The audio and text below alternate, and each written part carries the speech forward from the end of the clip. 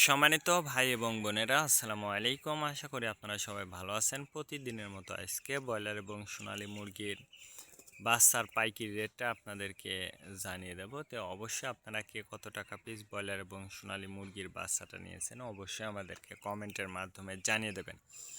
তার কারণ বাচ্চাটা কিন্তু বিভিন্ন রেটে বিক্রি হচ্ছে, বিশেষ করে ব্রয়লার মুরগির বাচ্চা। আর ব্রয়লার মুরগির বাচ্চাটা নেওয়ার ক্ষেত্রে অবশ্যই আপনারা তিনটা বিষয় দেখবেন: বাচ্চার রেট, বাচ্চার ডেট, বাচ্চার গ্রেড।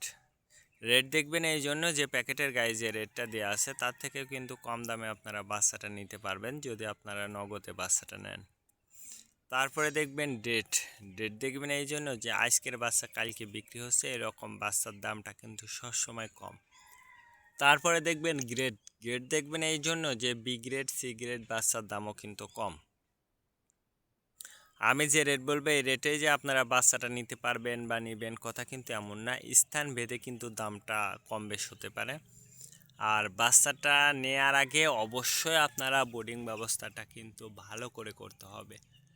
তার কারণ বোর্ডিং ব্যবস্থাটা যদি দুর্বল হয়ে যায় সেক্ষেত্রে কিন্তু আপনার মুরগির বিভিন্ন রোগের সংক্রমণটা কিন্তু দেখা দিতে পারে।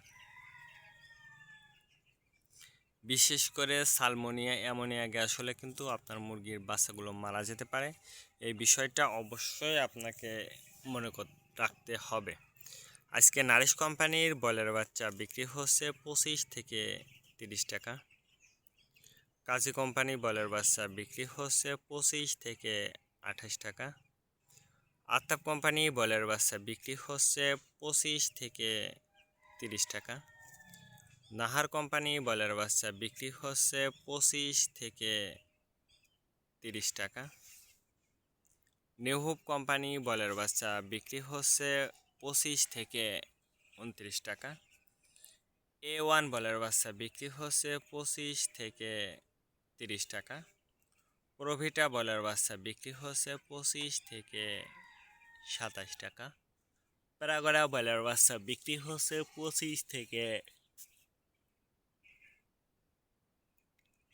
30 টাকার মধ্যে আপনারা ব্রয়লার মুরগির বাচ্চাটা নিতে পারবেন। এবার সোনালী মুরগির বাচ্চার পাইকারি রেটটা আপনাদেরকে জানিয়ে দিই। সোনালী নর্মাল বিক্রি হচ্ছে